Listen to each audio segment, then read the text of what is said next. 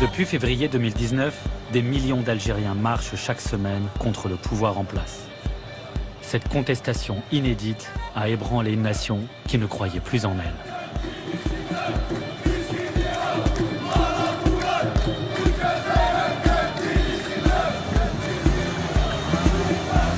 Qui aurait misé sur cette nouvelle révolution algérienne à l'ambiance de kermesse, se propageant d'Oran à Alger, d'Annaba à Tamanrasset?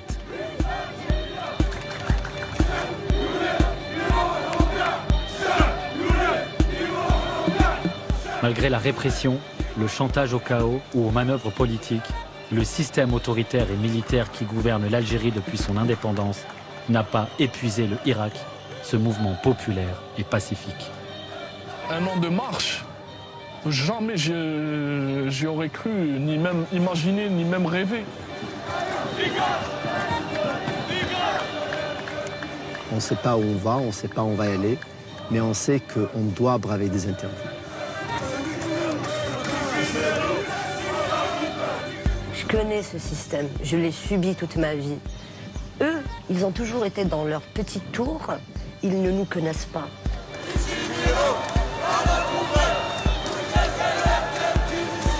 Je me dis que me casser de ce pays n'est pas une solution. Mais casser le gouvernement actuel, ça c'est une solution.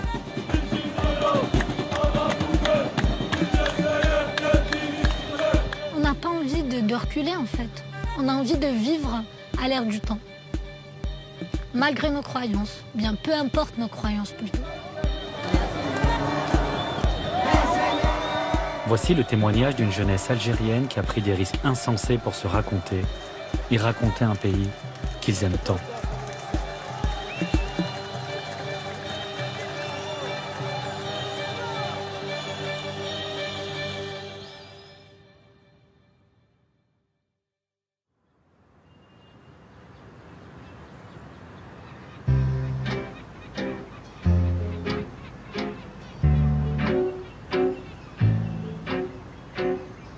En Algérie, plusieurs centaines de manifestants ont défilé aujourd'hui dans le centre d'Alger et dans plusieurs autres localités du pays contre la perspective d'un 5e mandat du président Abdelaziz Bouteflika. Manifestation également dans les rues d'Alger cet après-midi pour dire stop à Abdelaziz Bouteflika. Des milliers de personnes ont bravé l'interdiction de défiler pour s'opposer à un 5e mandat du président algérien. 22 février, le jour même, on n'avait pas trop compris ce qui s'était passé. Moi, je me rappelle, j'étais de garde la veille. Je suis rentrée à la maison et je me suis endormie. Bon, j'avais entendu des rumeurs comme quoi on allait marcher, etc. J'y ai pas cru. Je pense que j'étais comme tout le monde. On était tous un petit peu abattus. On se disait qu'il n'y avait plus rien à faire, que tout était fermé, il n'y avait plus aucune issue.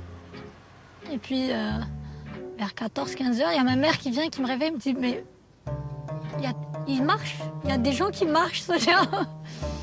Et c'est exactement ça, en fait, ce que ça représente pour moi, le 22 février. C'est un réveil. Le 22 février, ça reste quand même un jour gravé dans ma mémoire à jamais. C'est un sacré souvenir. C'est beaucoup, énormément d'émotions. Je ne saurais jamais expliquer la sensation que j'ai eue à ce moment-là. C'était ça, c'était la délivrance, en fait.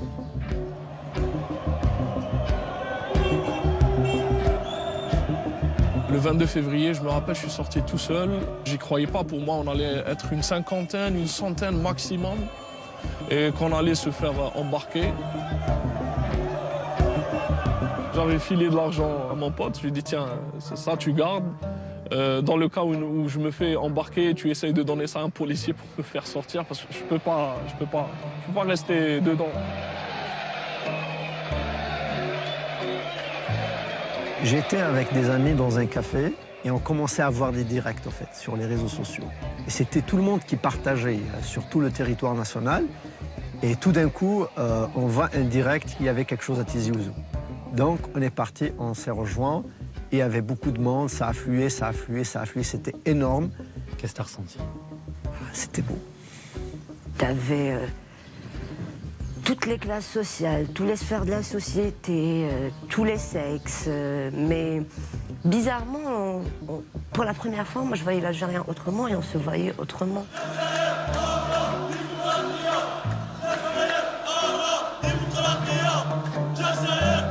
En fait, c'est vraiment la révolution qui est née ce jour-là. Là, j'ai vraiment repris un grand espoir, je vais dire. J'ai repris le grand sourire. Je me suis dit, là, c'est la bonne. Là, on avance. On était juste pour la première fois tous là avec un objectif en commun.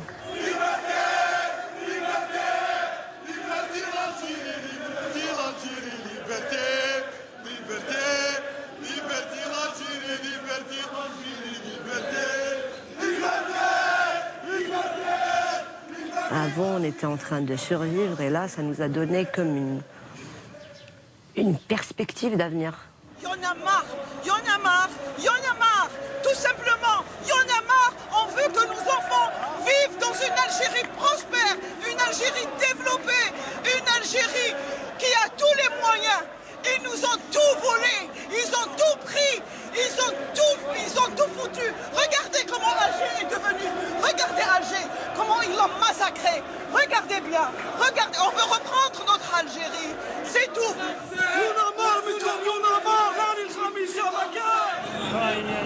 Ça fait mal au cœur. En fait, cette révolution, elle a permis à tout le monde de se réapproprier son pays. Elle nous a permis de se réapproprier l'Algérie. On a compris que ça nous appartenait à tous.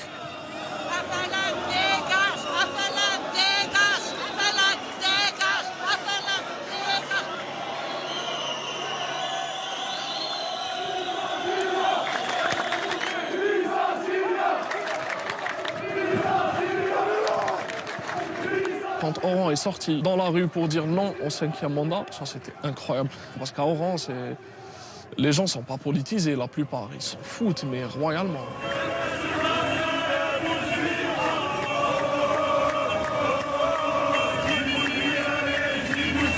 On est une génération très consciente, l'une des générations les plus conscientes que l'Algérie ait connue après celle de la guerre d'indépendance. Et obstinée.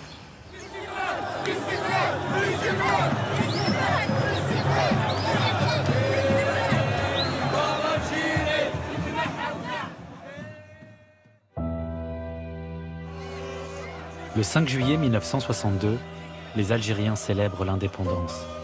Enfin la liberté après 132 ans de colonisation française. Des millions d'Algériens chantent à la gloire du Front de Libération Nationale, le FLN. Tous nous voudrons vivre ensemble dans la paix et même si nous sommes très contents et la joie de l'indépendance totale avec notre peuple algérien. Qui aurait pensé que 57 ans plus tard, tout un peuple se mettrait à crier « FLN dégage ». Le libérateur deviendra l'oppresseur. Le FLN finira par cadenasser le pays, spolier ses richesses et son histoire. 62, l'indépendance, et elle est vite passée en fait. On nous a volé notre indépendance. On nous a volé notre pays. Et c'est pour ça que tout est à refaire. C'est qu'on n'a pas eu l'occasion de construire le pays qu'on voulait, que nos grands-parents, nos arrière-grands-parents ont voulu. Ceux qui avaient la décision, ceux qui avaient le contrôle de l'école, ceux qui avaient le contrôle de l'armée, ceux qui avaient le contrôle de l'économie, ceux qui avaient le contrôle de la politique, ceux qui avaient le contrôle de la justice, c'était eux les responsables. Et je pense que les gens qui ont pris les rênes après 62 ont volé ce rêve et ont détruit ce rêve. Quand tu vois certains maquisards, quand ils te parlent de l'indépendance, ils ne te parlent pas de la chose politique, mais ils te parlent de ce qu'ils ont subi sous la colonisation. Donc l'indépendance ne signifie pas pour eux lever le drapeau à l'ONU ou quelque chose comme ça, ou bien parler en arabe à l'ONU, comme certains le voient. Eux, c'était juste de se sentir humain, de se sentir vivre en dignité dans leur propre pays. Ma grand-mère est partie en France récemment. Et ça fait des années, elle ne voulait pas y aller. Partir en France après tout ce qu'ils nous ont fait, c'était un truc très difficile pour elle. Bon, elle est partie, ça lui a plu. Elle s'est dit, ouais, finalement, ça va, c'est terminé, mais le vécu de la guerre, elle l'a encore en elle. Et le vécu de la guerre de ma grand-mère, ça s'est transformé en angoisse, anxiété, qu'elle a transmis à ses enfants, hein, qui, eux, ensuite, ont vécu d'autres traumatismes.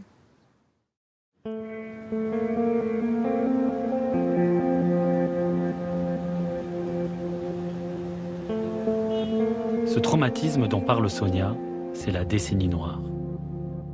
Au début des années 1990, l'armée interrompt les élections législatives. Son but, empêcher le Front islamique du salut de prendre le pouvoir. Les plus radicaux prennent le maquis. Un conflit commence entre l'armée et des groupes islamistes. L'Algérie va alors sombrer dans l'horreur.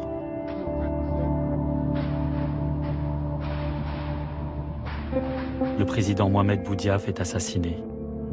Les attentats se multiplient, les massacres aussi.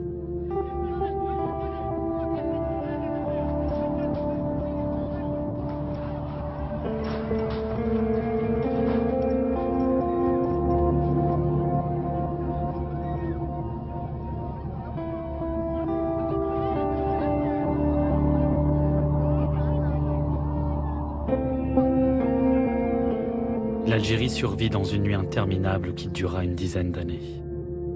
Plus de 150 000 personnes vont mourir tout au long de cette guerre contre le terrorisme islamiste. La décennie noire, c'était pas juste la mort humaine, mais la mort de la liberté, la mort de ses propres choix, la mort de tout en fait. Tout ce qui était autour mourait en fait. C'était soit tu fais ça, soit t'es mort. C'était ça le résumé de mes parents par rapport à la décennie noire.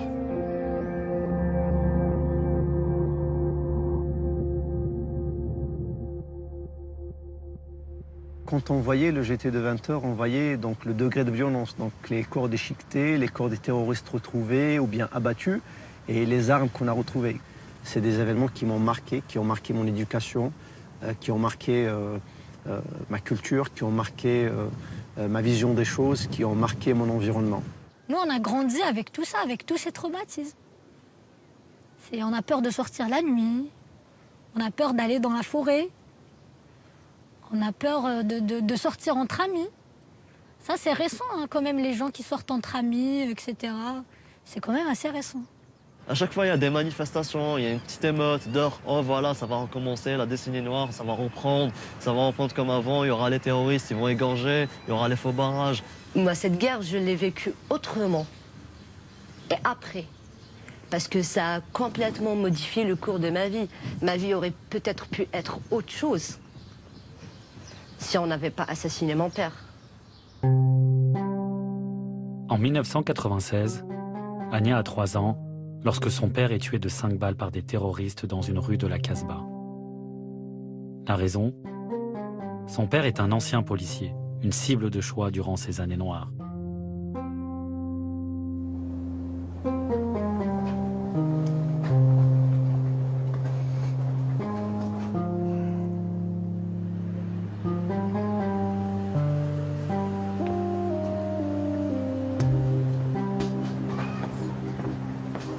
Mon papa me rappelle pourquoi je suis là. Qu'en fait, peu importe ce qui arrive, il faut toujours te battre et vivre. C'était un homme qui aimait vivre, qui a vécu sa vie comme bon lui semblait. C'était un homme qui était là à soutenir beaucoup les femmes célibataires et enfin tout ce que les terroristes détestaient. Moi, personnellement, j'ai 26 ans, je suis née en plein terrorisme. J'ai grandi en plein air de Boutef. Je n'ai connu réellement qu'un seul président, qui est Bouteflika. C'est un règne basé sur la terreur, quelque part, parce qu'il était là en mode oui, j'ai ramené la paix. Je suis l'homme de la paix. Si je me barre, ça va forcément être le terrorisme. En 1999, le nouveau président Abdelaziz Bouteflika va mettre un terme à cette guerre au prix d'une douloureuse réconciliation nationale. C'est la concorde civile. Elle permet d'amnistier une partie des terroristes. Cette paix à marche forcée est l'une des raisons de la popularité et de la longévité de Bouteflika. Le président enchaîne 4 mandats, verrouille le pays et règne sans partage sur l'Algérie, même après un AVC qui le cloue dans un fauteuil roulant. Son héritage, fraude électorale et corruption. À l'époque, pour toi, il est venu. C'est bon, le sauveur est là, paix sociale, tout va bien. On peut visiter l'Algérie, on peut se déplacer, on peut enfin respirer. Ça, c'était la première, la deuxième année, le premier mandat, on va dire. Ensuite, c'était des projets, genre des projets qui commençaient à éclore un peu partout. Tu te dis, ben voilà, c'est bon, c'est pas grave s'il a refait un deuxième mandat. Et après, c'était stagnation et régression. Et de 5, en Algérie, le président Bouteflika briguera un 5e mandat lors de la présidentielle en avril prochain. La cérémonie a eu lieu en présence d'une photo du président. La scène a fait le tour de l'Internet algérien. Ils auraient pu mettre un hologramme, ça fait plus moderne, a ironisé un internaute en cette période irréelle.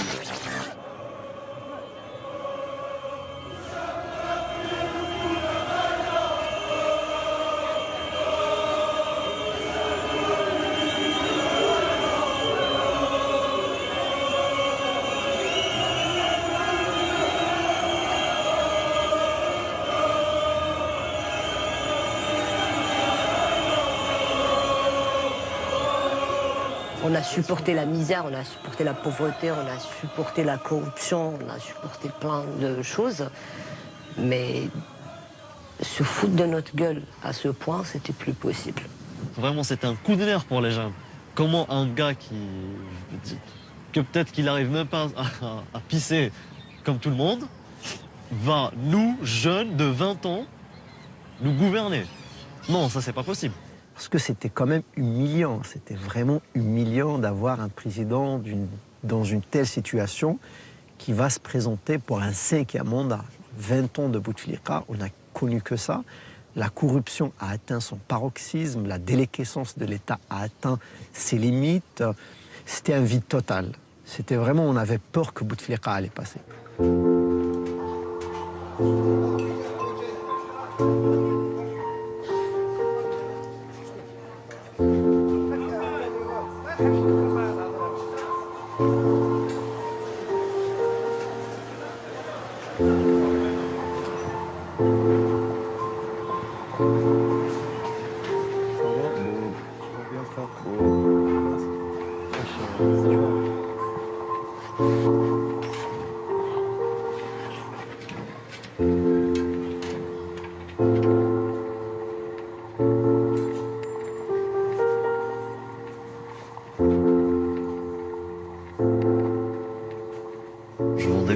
Je vends des pentacles, je vends des croix inversées. Je dirais même aussi des pendentifs marijuana, des trucs qui sortent de l'ordinaire en fait. Donc dans ce magasin, il y a plein de trucs que les autres commerçants, je veux dire, que trouvent tabou. Il y a beaucoup de clients qui viennent me demander, si j'achète le collier, ça, tel collier, est-ce que je vais avoir des problèmes d'or? Est-ce que vous-même, vous avez des problèmes? C'est des questions qui me reviennent assez souvent. Je leur dis, voilà, même si un jour il y a quelqu'un qui vient vous parler, il y a quelqu'un qui vient vous faire chier comme ça dans la rue, il faut pas se taire, il faut jamais se taire. Tu peux porter ce que tu veux, c'est ton corps, c'est ta propre personne en fait. Si tu veux porter un patac, tu le portes, si tu veux porter une croix, tu la portes. Donc je dirais que ma petite boutique, c'est plus un côté rebelle que commercial en fait.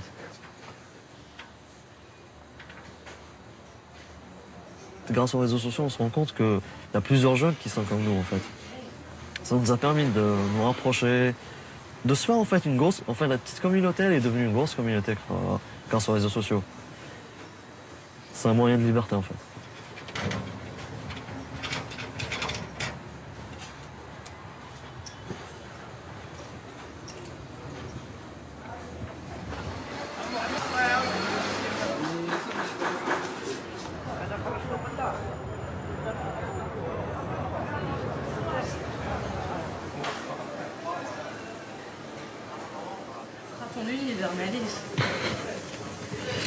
J'ai oublié mes bagues. Mais je tirerai dessus. Attends, je 2 secondes, ils sont complètement... Hop.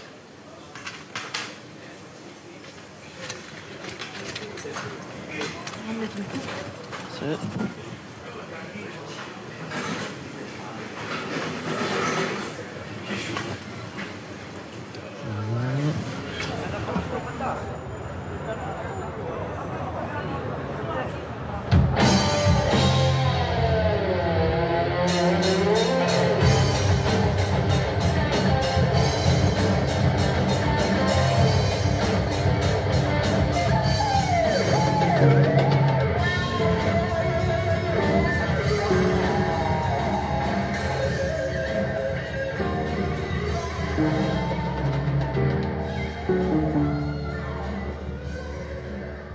C'est comme si je vivais dans une prison ciel ouvert en fait.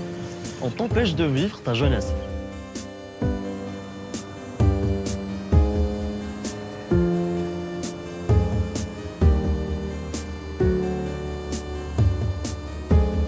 Je me sens vraiment étouffé dans le pays dans lequel je vis. Pourtant, c'est un pays que j'aime, mais je me sens étouffé.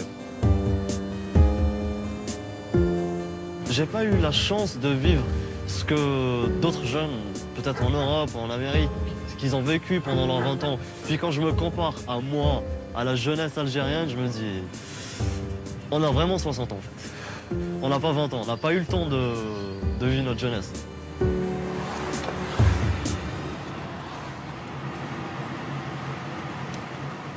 Quand on sort d'un concert de métal, genre, on est en mode, c'était bien. Tous les problèmes que tu as eu pendant toutes les semaines, toute cette rage que tu as en toi, tout en fait. Tu les fais en sortir en criant, en sautant, en plingant, tu peux tout faire en fait. Il n'y a personne qui te regarde.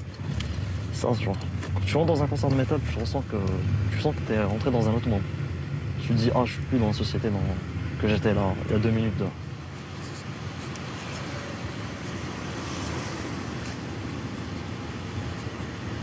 Ah, par contre, c'est un barrage. C'est un barrage.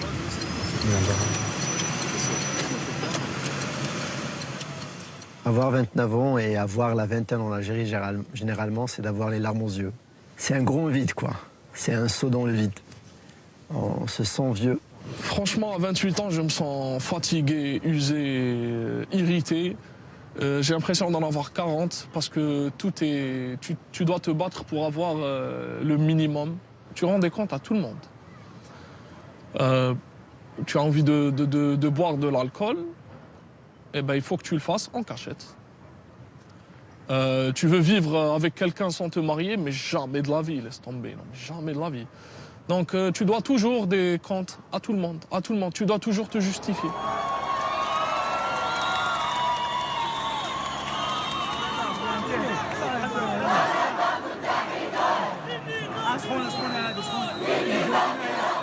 Ce pays te fait du mal, te fait perdre ton temps, ta jeunesse, ton énergie, tout. Il t'écrase, il te dévitalise. Il te laisse comme ça marcher, errer, va errer comme ça jusqu'à ta mort.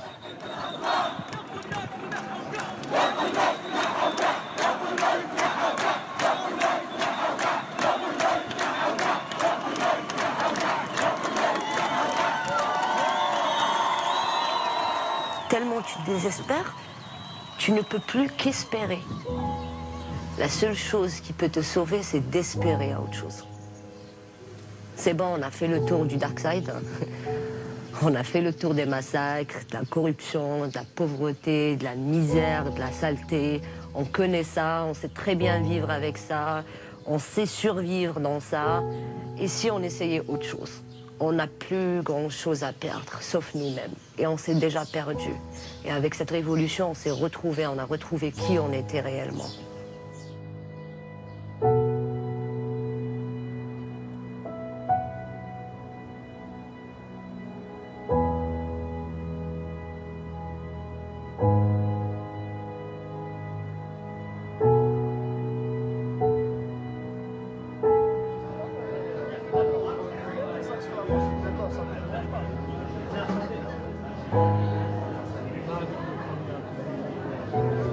Les gens suivent l'actualité. La majorité avant, c'était que les vieux dans les cafés, les retraités. Et les quelques militants par-ci, par-là. Là, c'est tout le monde qui suit l'actualité et qui se politise. Ça, c'est magnifique. Ça va? Ça va? Ça va, Sahbi? Raya? Bien? Alhamdulillah. C'était combien ça? C'est un petit coucou à cette personne. Vas-y. C'est d'être au président. Monsieur le résident, sans vouloir être insultant, depuis combien de temps ne parles-tu plus à tes enfants? Où sont donc tes beaux discours énoncés vaillamment? L'époque de l'Algérie, mon amour, où est-elle donc maintenant? Et la détresse de mes frères qui traversent désespérément la mer, ils ont déjà connu l'enfer, mais que comptes-tu donc en faire? En ta faveur, tout est permis, ton système est corrompu. Et cette politique de déni venant de tes élus imbus, je n'insulte guère, au contraire, ce que je dis n'est que vérité. Et moi dans tout ça, j'écris en silence ces chuchotements.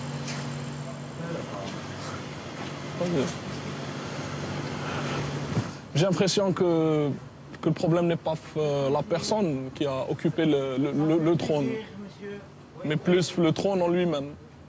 Un pays pareil. C'est plus le fait que cet homme-là ne représente pas qu'une fraction, il représente tout un écosystème. Oui, oui.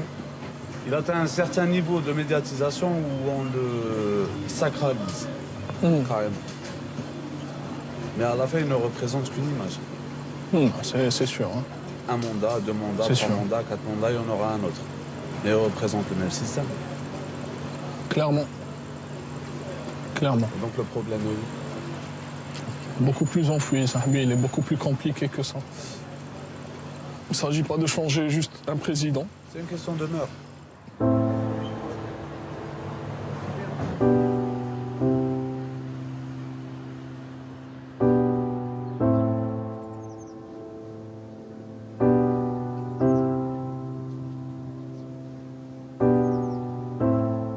C'est assez compliqué d'être une femme. C'est souvent des petites agressions, souvent on est plus surveillé que les hommes.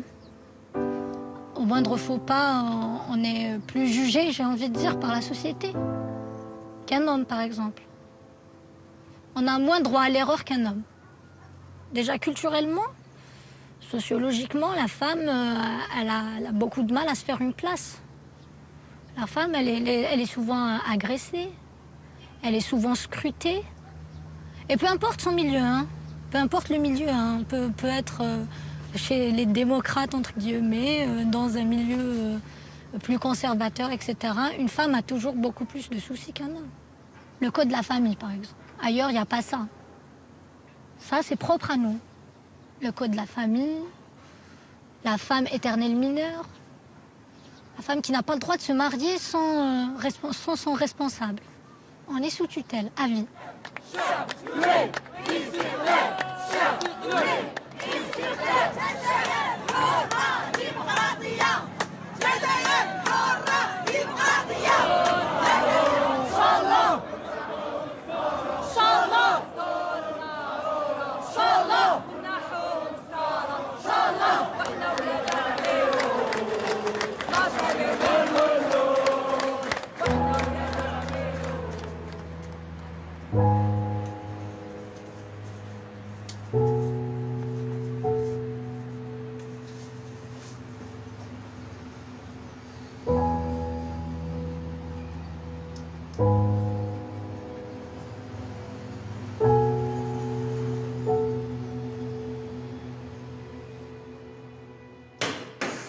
Tout comme Sonia, les femmes n'ont pas hésité à descendre dans les rues pour s'enrôler dans le Irak. Les Algériennes ont toujours été de tous les mouvements de revendication et de toutes les guerres du pays. Et cette révolution a permis aux femmes de reprendre leur place dans la société et dans le récit national.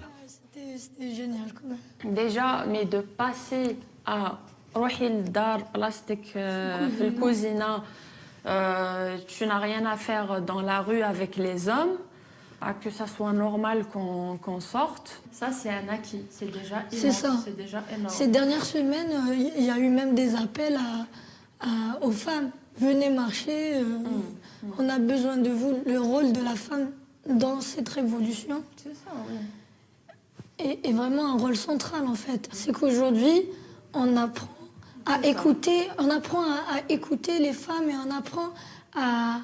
En fait, une femme, elle peut parler de... On comprend finalement qu'une femme, elle a des idées, elle peut parler de politique, elle peut parler de choses qui concernent tout le monde et même les hommes. Et c'est ça, je trouve ça génial, sincèrement. Avoir des femmes qui sont des leaders d'opinion, qui sont très suivies sur les réseaux sociaux, etc. Et quand elles parlent, elles sont écoutées. Ce ne sont pas des femmes, ce sont des avis, ce sont des courants politiques, des idées. Donc, je trouve que c'est déjà bien. Voilà, tout à fait. Elle a pris sa place de citoyenne à part entière. Tout comme le reste des Algériens, c'est qu'en fait, on est tous devenus des citoyens. Enfin, on n'est pas devenus des citoyens, Mais on apprend à l'être. On apprend à le devenir. C'est déjà extraordinaire.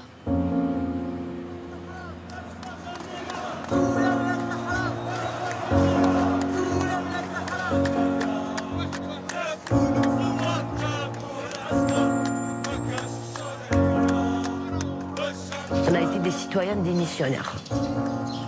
Et aujourd'hui, on a décidé de reconquérir notre citoyenneté. C'est aussi simple que ça.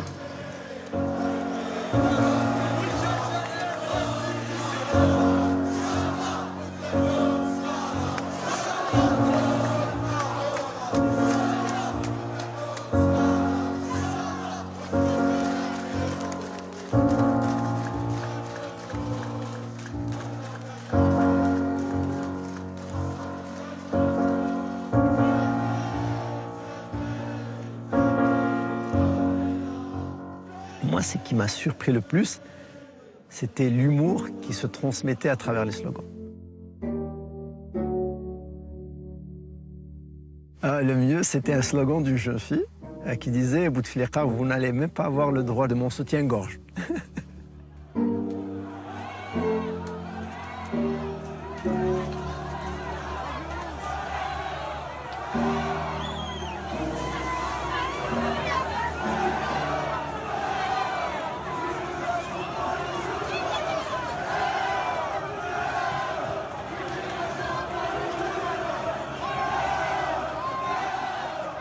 Je me rappelle ce jour-là, de bon matin, il y avait un ami qui avait trouvé de la vaseline chez lui.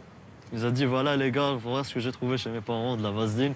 Moi, on a bien rigolé, mais à un certain moment, je lui ai dit, écoute, tu vas me la passer, j'ai une petite idée. À un certain moment, il y a eu un flic qui s'est avancé vers moi, il a essayé de m'attraper par les bras, et comme j'avais de la vaseline, il a essayé au moins 3 fois de m'avoir, il ne m'a pas eu. C'était la vaseline day. On s'est réapproprié la rue. J'ai vu des familles, des jeunes, des moins jeunes qui marchaient en symbiose. Donc ça a libéré la parole quand même, c'est quelque chose de fou aussi. Hein. On parle de l'Algérie toujours, je vous le rappelle. C'est un peu la Corée du Nord de l'Afrique.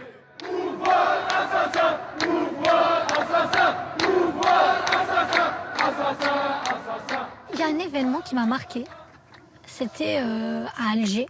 On marchait, on s'est retrouvés dans un carré d'islamistes. On marchait tous ensemble, on criait les mêmes slogans, on avait un même objectif.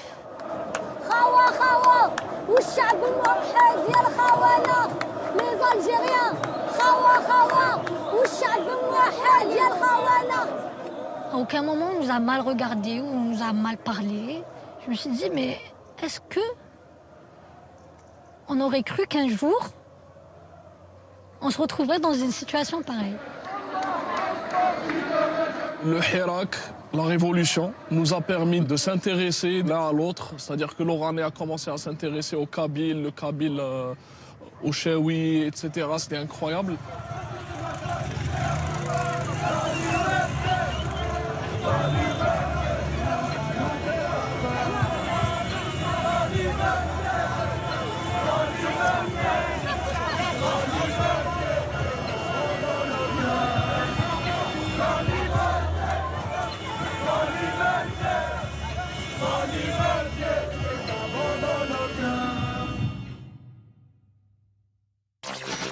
Abdelaziz Bouteflika va démissionner après plus d'un mois de manifestations dans tout le pays.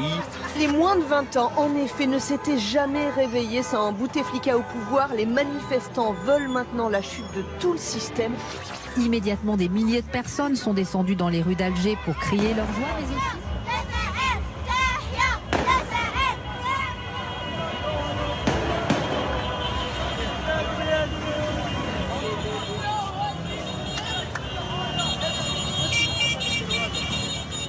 Il faut le dire, hein, ce Hirak, il a fait tomber l'un des plus grands dictateurs africains. C'était un dictateur, Boutef.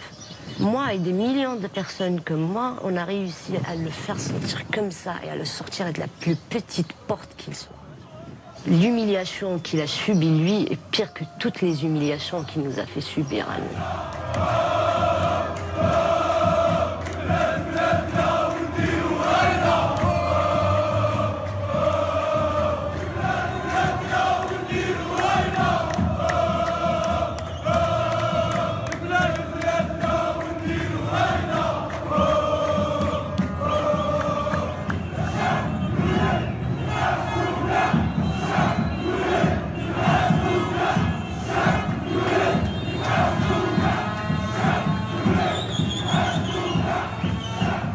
ce pays, c'est incroyable. On l'aime beaucoup, on ne sait pas pourquoi, en fait.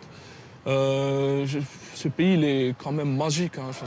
C'est son peuple hein, qui, à la fois, te met en rogne, à la fois reste attachant. Donc, je ne sais pas, on voit de la joie dans un cadre triste. Et ça ne peut que le rendre attachant. Ça. Tu ne peux que l'aimer, tu n'as pas le choix. Et être fier parce que tu vois que ce peuple résiste malgré tout. Et tu n'as pas le choix. Tu l'aimes. Bessif.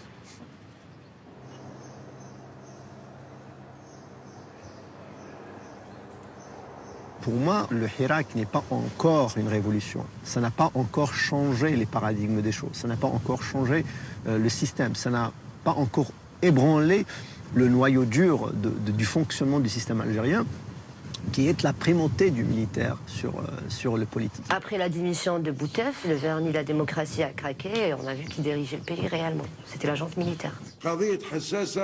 Cet homme est le chef d'état-major des armées, le général Ahmed Gaïd Salah.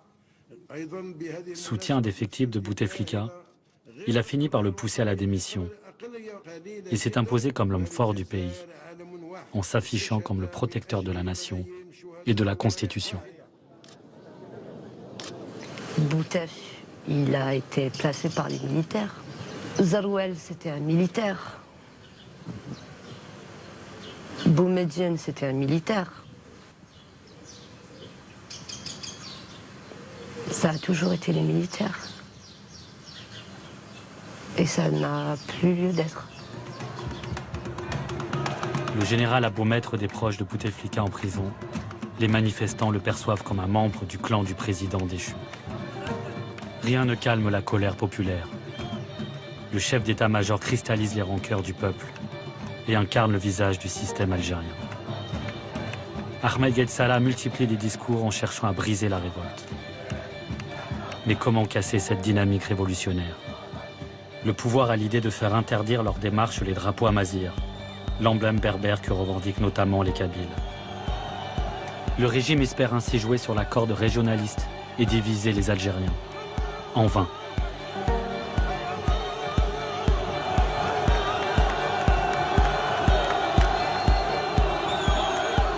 La police se met à arrêter des dizaines de jeunes pour atteinte à l'unité nationale, uniquement parce qu'ils ont osé brandir le symbole berbère.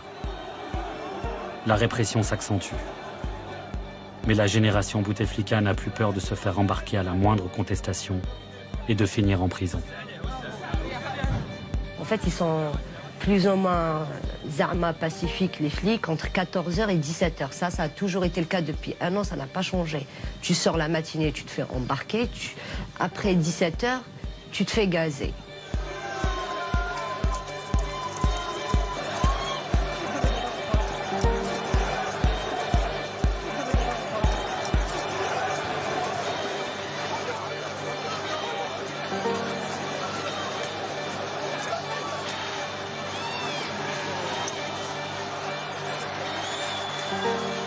J'ai été arrêtée le 13 avril.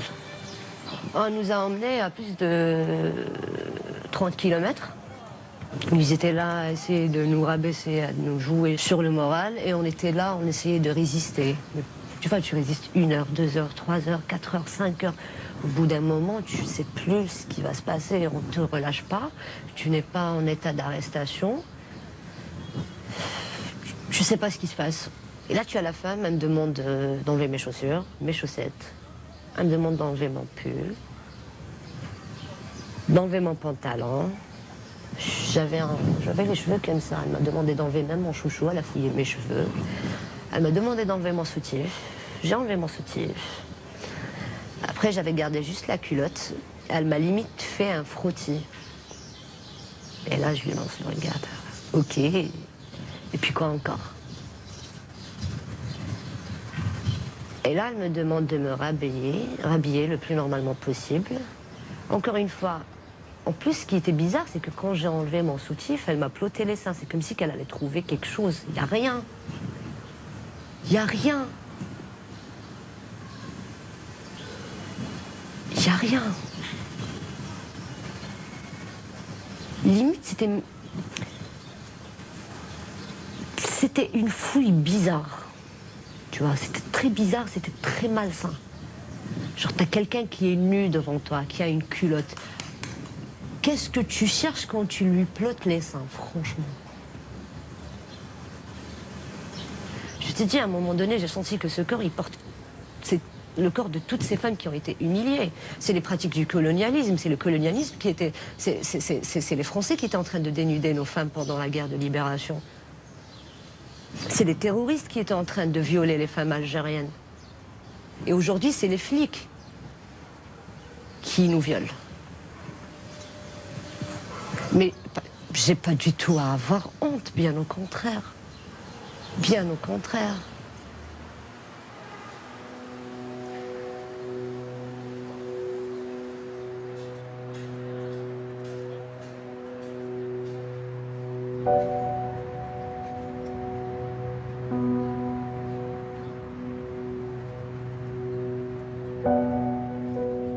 Aujourd'hui, y aller jusqu'à dire que c'est une dictature, je ne le conçois pas ainsi. Mais c'est un régime totalitaire, en fait. C'est un système que je peux qualifier comme étant mafieux. Donc on a recours à la ruse, on a recours à la corruption, des comportements d'une bande. Vouloir être avocat, c'est parce que j'ai voulu être militant.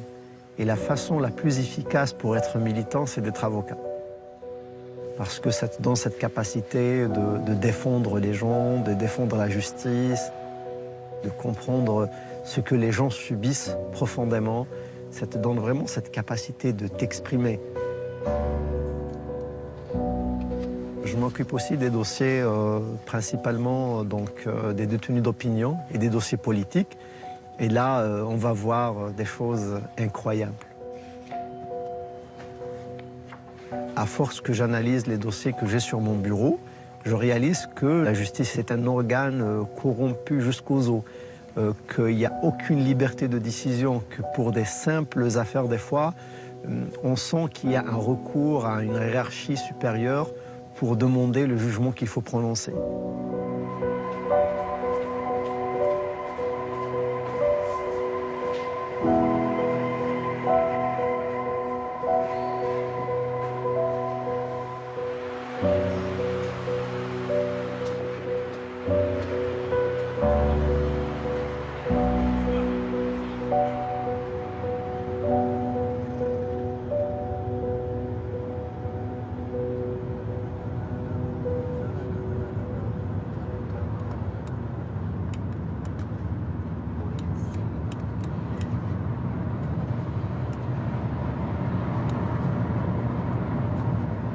Sofiane Babassi, c'était l'un des détenus qui ont été kidnappés avant les élections présidentielles en décembre.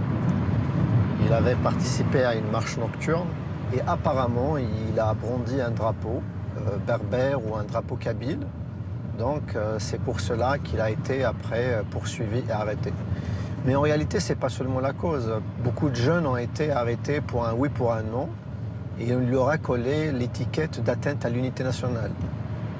Et c'est pour cela qu'il a été après, pour être juste, kidnappé par les services de sécurité en allant chez lui.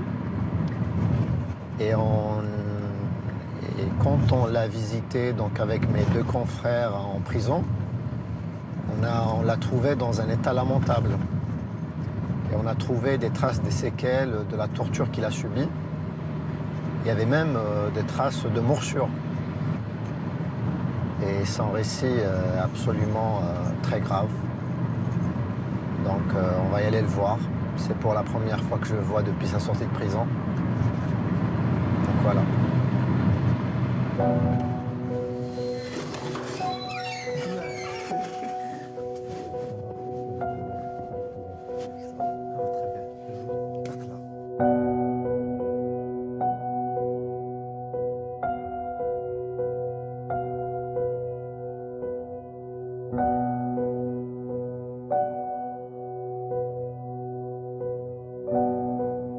Ils ont amené un paquet de papier.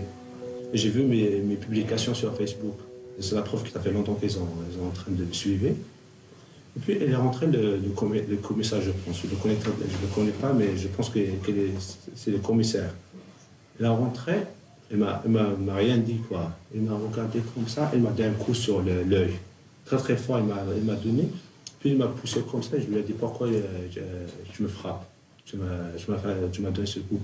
Il m'a dit, tu vois, tu mérites la mort. Il ne faut pas que tu vis. Il faut que je t'égorge, il m'a dit ça. Ils ont profité de mon malaise et puis ils ont mis mes empreintes sur le PV. C'est pas moi qui a mis mes empreintes en PV. J'ai dit je ne vais pas accepter jusqu'à que mes avocats viennent. Ils ont fait tout pour que je rentre en prison, quoi. Est-ce que tu t'es attendu tu seras libéré? En réalité, j'ai pas attendu, quoi. C'était allongé comme ça dans la prison. Et puis j'ai écouté des frappes sur la porte. Papa s'est libéré. J'étais un petit peu, j'étais choqué, un petit peu étonné, quoi. Défendre des idées, c'est des choses nobles, quoi. C'est des choses qu'on fait avec fierté, quoi. C'est ça le plus important, quoi. Je donne un message à tout le monde qu'il faut défendre vos idées. Il faut pas laisser faire, quoi. Il faut continuer de combattre pour vos idées sans peur, sans hésitation. Parce que le plus important dans tout ça, c'est qu'on fait pas. Il faut qu'on est convaincu qu'on ne fait pas de mal. Le système algérien en général sait pertinemment qu'il manque de légitimité, qu'il n'a pas de légitimité. Et pour asseoir sa légitimité, donc, il faut sentir avec une manière perpétuelle qu'ils sont supérieurs, qu'ils ont le pouvoir d'opprimer, qu'ils ont le pouvoir d'acheter les gens, qu'ils ont le pouvoir de dire telle et telle élite est corrompue. Donc cette capacité toujours de voir le peuple d'en haut, donc ça remplace un peu leur complexe de légitimité.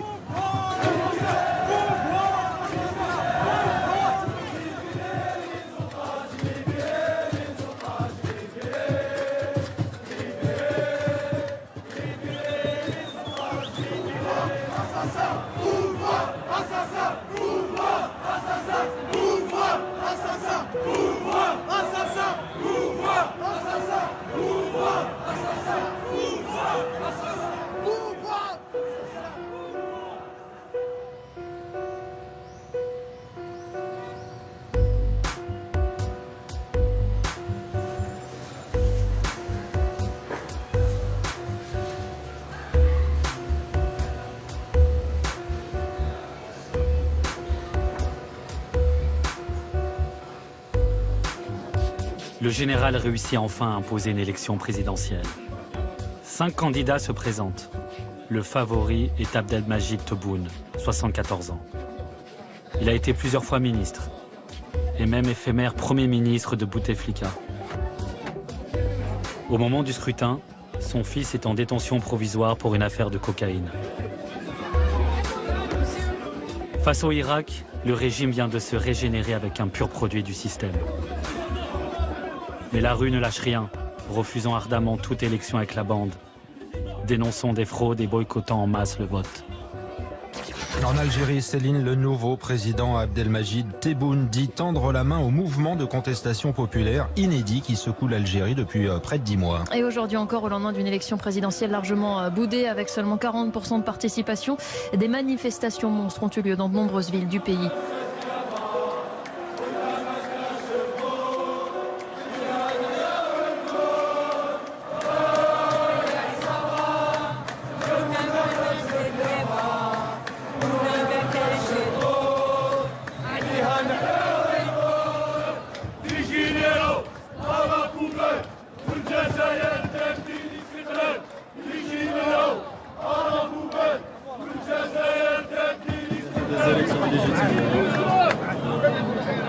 C'est pas la voix du peuple. Parce que c'est pas nous qui avons voté. C'est pas le peuple qui a donné sa voix.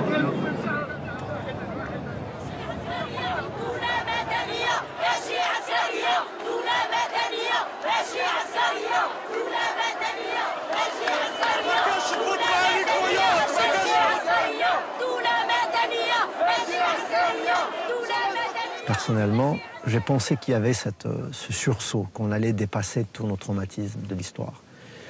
Mais à fur et à mesure, je voyais que ça ne marchait pas. Donc personnellement, j'ai perdu ce sentiment. Je l'ai perdu quelque part. Et c'est pour cela que je vois qu'on est retombé au point de départ. L'Algérie va changer, mais pas tout de suite. J'y crois, franchement, hein, de moins en moins, malheureusement. C'est-à-dire que je vous parle d'un résultat que je pourrais voir, moi, hein, de mon vivant. Je pense pas. Hein. Je pense pas.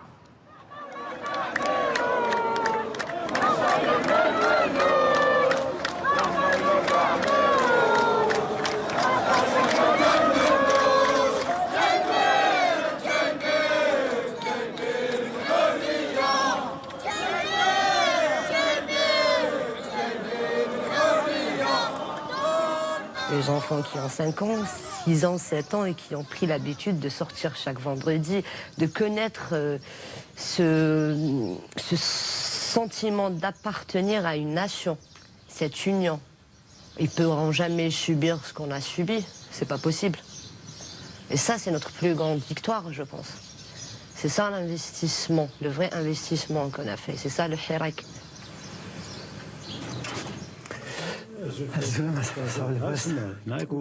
Pour Atman, la désillusion est trop forte. Le Hirak a bien porté à ses débuts l'espoir d'un changement, mais pour lui, ce n'est plus le cas. Et vous? Ce soir-là, il dîne avec 2 amis, un opposant politique et un militant des droits de l'homme, qui sont loin de partager son désespoir. Voilà. La question qui se pose, le problème qu'il y a eu, bon, il n'y a pas eu d'élite, il n'y a pas eu d'émergence de nouvelles figures. Et même s'il y avait des tentatives, je pense que l'état-major ne les a pas laissés émerger.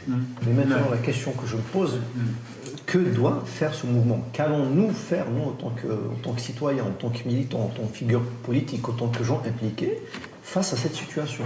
Moi, je pense, avec tout le monde modestie, qu'il nous faut un projet pour le Hirak, pas des représentants pour le Hirak. Il faut que le peuple algérien puisse écrire son projet. Il n'y a pas de solution individuelle pour ce mouvement. Il n'y a que des solutions collectives. C'est-à-dire que si on n'arrive pas à réfléchir en collectif, on ne peut pas gagner. En fait, c'est un mouvement à la fois politique et un mouvement social. Et notre défi maintenant, c'est de construire. Parce que je ne pense pas qu'on va se mesurer dans la force par rapport au système. Notre force à nous ne sera pas dans la destruction du système. Je pense que c'est le plus grand acquis, c'est qu'aujourd'hui, il y a une forme de démonopolisation de la parole publique. Elle est devenue citoyenne. C'est un miracle qui se produit, je pense qu'il y a ce miracle qui s'est produit, et il ne faut pas le jeter. Il ne faut pas l'idéaliser. Ce n'est pas d'idéalisation. Il ne faut pas idéaliser c'est un mouvement historique. Et dans un mouvement historique, il y a des hauts et des bas. C'est peut-être pas notre génération. C'est peut-être des gens qui ont 15 ans, 10 ans, qui vont se retrouver dans une Algérie démocratique. Mais l'essentiel, c'est qu'aujourd'hui, nous avons des bourgeons. Et ces bourgeons, c'est ça notre rôle. C'est de les cultiver, c'est de les protéger contre les agressions pour qu'ils puissent donner demain les fruits nécessaires pour construire l'Algérie de demain. C'est le défi. Les gens, quand ils ont détruit le mur de Berlin, personne ne pensait qu'en détruisant le mur de Berlin, toute l'Union soviétique allait disparaître.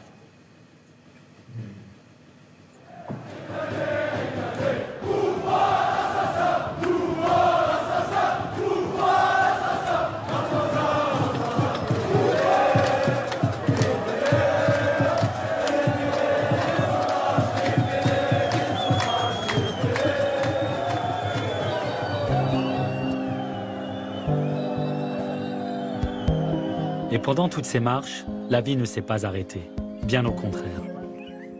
Pour Anis, lorsqu'il veut se retrouver avec ses amis et sa copine pour faire la fête, il doit trouver un lieu tranquille, synonyme de liberté et d'intimité. Les jeunes appellent ça un diki.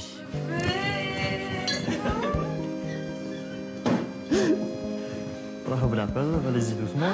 Non, non, non, non, pas de polygamie avec des bouts de pestis. Pas de Tu vas la faire tomber. Tu vas la faire tomber. Tu vas la faire tomber.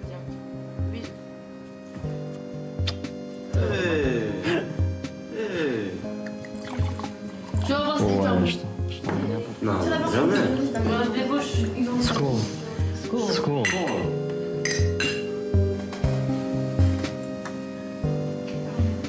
On dit que c'est un endroit où les autres ne te voient pas en fait.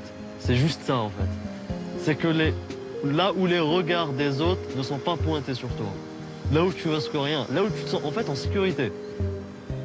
Limite, le jeune Algérien se sent en sécurité plus dans un diki que dans une place publique où il y a je ne sais combien de flics, je ne sais combien de caméras. Le problème avec le peuple algérien, si un gars marche dans la rue, il voit deux gars en train de se tabasser dans la gueule, limite en train de prendre un couteau, en train de le tuer, pour lui c'est normal. C'est un règlement de compte. C'est un règlement de compte. C'est-à-dire du moment où il voit un couple en train de s'embrasser, en train de se prendre en câlin ou un truc comme ça, wow. Ah ouais, là c'est la merde. Ah là où. En fait, on peut dire que l'Algérie, elle a un gros problème de tabou vers l'amour. L'amour ici, c'est un tabou. Déjà, pour pouvoir vivre une vie de couple, on doit se marier. Je dis pas que le mariage n'est pas un bon truc. Non, au contraire. Mais ici en Algérie, c'est limite une obligation.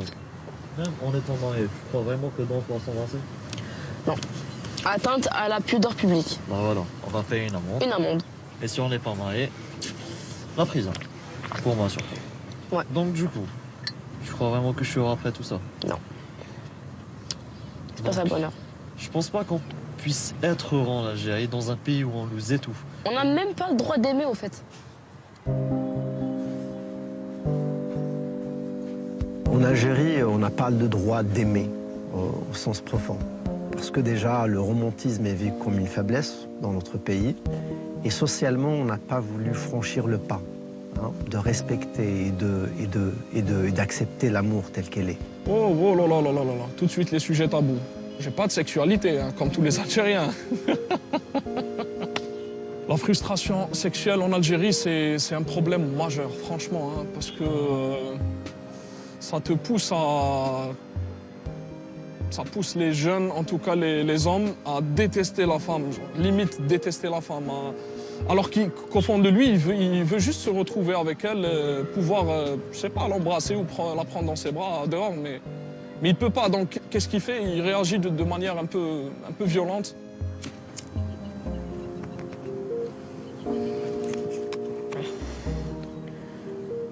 Là, j'en ai marre. Pourquoi, à 20 ans, déjà, la dépression. T'as le stress de la famille, t'as le stress de la société, t'as le stress des études, t'as le stress des mecs. Ouais. Genre, la routine d'une fille, quoi, genre en Algérie. À 20 ans, en fait. Ouais. Tu souffres à 20 ans, en fait. À 20 ans, genre à 20 ans, t'es à l'étranger, t'es là, tu vis ta meilleure vie, t'es en boîte de nuit, t'es avec tes potes. Bah là, t'as rien, genre. T'as rien, en fait. T'as un cinéma, deux cinémas, puis t'as rien, en fait. Il y a des programmes pourris, il y a des films qui sont censurés parce qu'ils contiennent des scènes érotiques, on va dire. Ici. Ouais. Exactement. Le tabou de la femme qui se masturbe. Comment tu peux connaître tes plaisirs si tu n'as pas le droit de te masturber ou de voir du porno? Exactement. Le problème, c'est qu'il faudrait instaurer une éducation sexuelle. Ce pays a besoin d'une éducation sexuelle. Les parents sont contre. Justement, les parents sont contre, mais... Ils croient que c'est obscène. En fait, ils sont contre du fait qu'une femme doit être libre comme un homme, en fait. Bah, ils ont juste peur de la femme. Ils ont peur que la femme prenne une puissance qui serait supérieure à la leur. Parce qu'une femme peut être plus puissante qu'un homme. Elle peut vraiment être plus puissante qu'un homme en fait. Elle peut avoir des meilleurs emplois, réussir ses études beaucoup mieux. Elle peut vraiment faire comme un homme, on va dire. Ce qu'ils veulent. Ça aussi. On la marie, on la met dans une maison. Et elle reste dans cette maison. Voilà, elle fait des enfants. Exactement. Et c'est tout. Comme un lapin, elle ne fait que qu'engendrer des progénitures. Donc en fait, on a des générations qui se poursuivent mais qui sont les mêmes. Une éducation merdique, quoi. Inexistante. Inexistante, quoi. Les filles ne sont pas solidaires dans ce pays. Elles sont soumises. Elles ferment leur gueule et elles acceptent. Elles se disent, ouais, c'est comme ça, tout le monde fait, moi je vais faire comme tout le monde. Mais est-ce que c'est juste? Est-ce que tu es heureuse? Est-ce que toi tu es heureuse? Est-ce que le jour où tu mourras, tu seras dans ton lit de mort? Est-ce que tu te diras, ouais, j'ai vécu une belle vie? Est-ce que tu vas répondre par oui?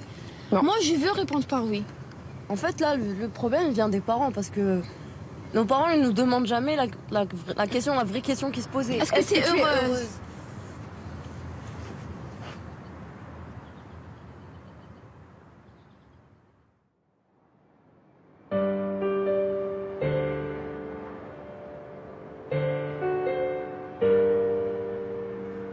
Sont-ils heureux ces jeunes en Algérie? Et ils sont nombreux dans ce vaste territoire. La moitié des 40 millions d'habitants a moins de 30 ans. Oui, cette révolution a rendu un fol espoir à cette jeunesse. Au point qu'une partie d'entre elles n'a plus cherché à s'évader à tout prix du pays. Mais depuis, Des centaines de gamins, comme les Haragas, s'enfuient de nouveau à bord de radeaux de fortune pour tenter de rejoindre l'Europe. La corruption les étouffe, le piston et le népotisme les ont minés. Le chômage est trop pesant, atteignant officiellement les 26%. Plus rien ne va. Même Mehdi, ingénieur en génie civil mais au chômage, n'y arrive plus.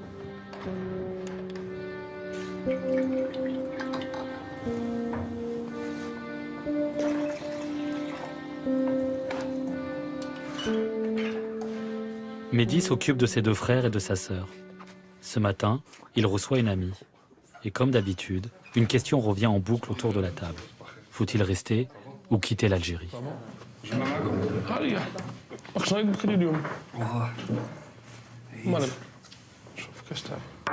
Tu sais ce qu'on disait, c'est que les jeunes d'ici, quand ils partent ailleurs, en France, en l'occurrence, c'est la destination la plus convoitée.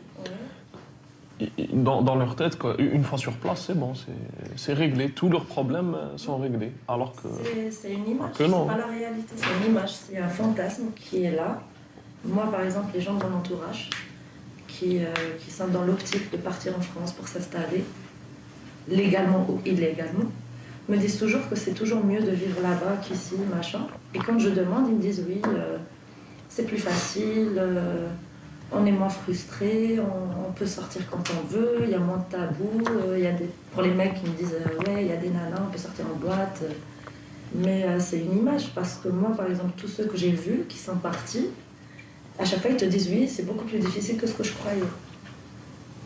Et je suis persuadée que si les jeunes Algériens pouvaient voyager plus, pouvaient sortir plus, je suis persuadée qu'ils ne s'acharneraient pas autant à vouloir partir à l'étranger vivre. Ça c'est clair. أجو حلوة مرحبا هذا وين كملت قراية؟ أمل؟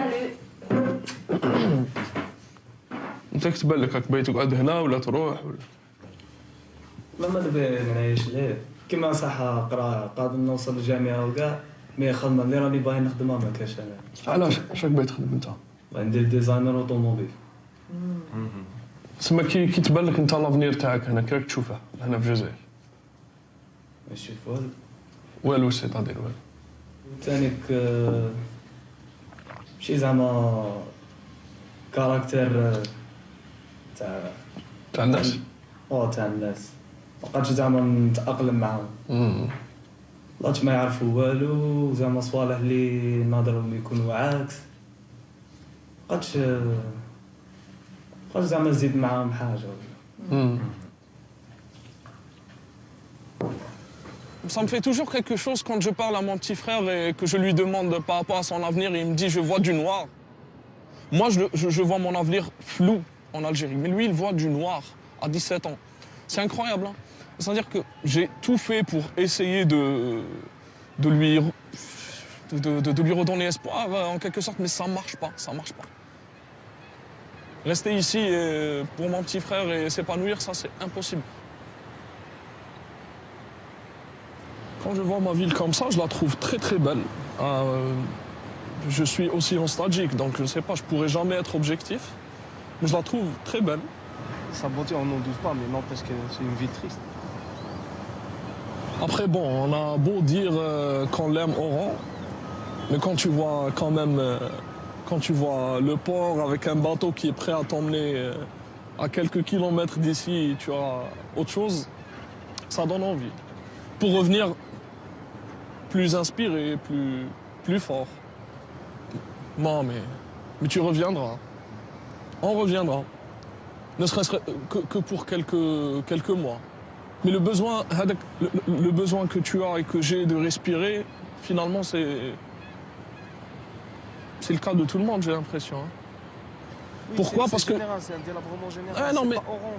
C'est pas Oran, c'est un pays comme l'Algérie, parce que tu as un passeport qui sert pas à grand-chose, tu peux pas aller où tu veux, vraiment quand tu veux. Ça joue aussi sur le moral. Tu n'as pas le choix. Si on avait le choix, peut-être qu'on serait resté en sachant qu'on peut aller, qu'on peut bouger à tout moment. Mais là, tu ne peux pas. T'as peu de chance. Du coup, tu respires beaucoup moins. Tu étouffes, limite. T'as pas de liberté. Rien.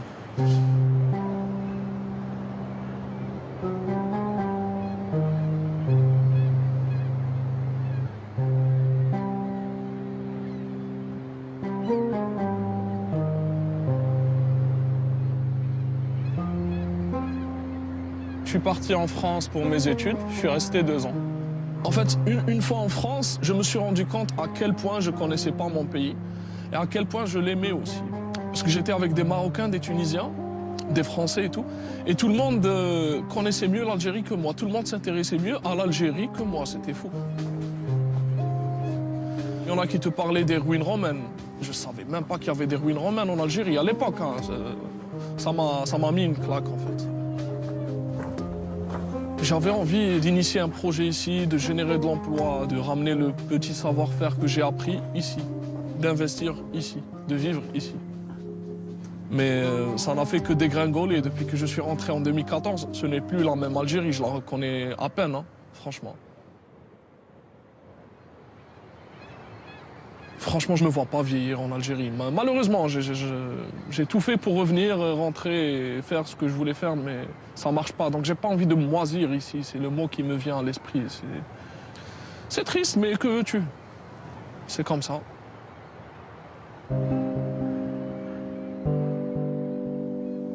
C'était mon rêve de vivre en Algérie, de construire ma maison en Algérie, de me battre pour mes idées en Algérie, de rester dans cette Kabylie, dans ces montagnes. Et ce manque de liberté, c'est ce qui m'a poussé à vouloir pertinemment quitter ce pays. Est-ce que je me vois avoir des enfants en Algérie? Je ne le pense pas. Et je ne veux pas les avoir en Algérie. J'ai envie qu'ils vivent dans un pays où ils vont se sentir libres. Ils vont vivre pleinement leurs rêves, leurs joies, leur jeunesse, leurs fantasmes, exprimer bien clairement leurs idées, circuler librement. C'est triste, hein? Très triste. Avant, tu pensais souvent, hein, partir. C'était une option très importante pour moi. Donc si je réussis à vivre ici, comme je l'entends, j'ai pas besoin d'aller ailleurs. Je suis médecin, j'ai envie d'aider mes compatriotes d'abord. Donc moi, je reste toujours optimiste. Certes, on va me dire que je suis peut-être un bisounours, que je suis bien pensante. J'ai souvent droit à ça ces derniers temps. Mais j'ai foi en nous. On peut rester ici en Algérie. Si on se serre les coudes, on peut changer les choses. Parce que c'est nous la force, c'est pas eux. La force représente la jeunesse algérienne. C'est ça la force. Et c'est grâce à cette force-là qu'on va pouvoir casser ce gouvernement actuel. J'ai pas envie que demain, mes enfants vont vivre la même chose que moi. Je veux que mes enfants demain, ils vont dire voilà, nos parents, ils ont fait une vraie révolution. Ils ont arraché cette liberté en fait. Ils ne vont pas se dire voilà, je vais en Algérie, voilà, je vais me casser ailleurs, je suis pas libre. Moi, j'ai pas envie d'entendre mon enfant dire ça. Encore une fois, là, on se bat pour vivre pleinement. C'est une nouvelle ère dans l'histoire de l'Algérie. Et j'aime bien croire que c'est la plus belle et la plus importante. C'est une génération obstinée qui sait très bien ce qu'elle veut et qui n'est pas prête à lâcher. Avec le Hirak, tu deviens accro, c'est une cam. C'est devenu notre cam. Et on a tout le temps qu'il faudra. On a le temps, on a l'énergie, on a la volonté, on a la rage. On a tout ce qu'il faut.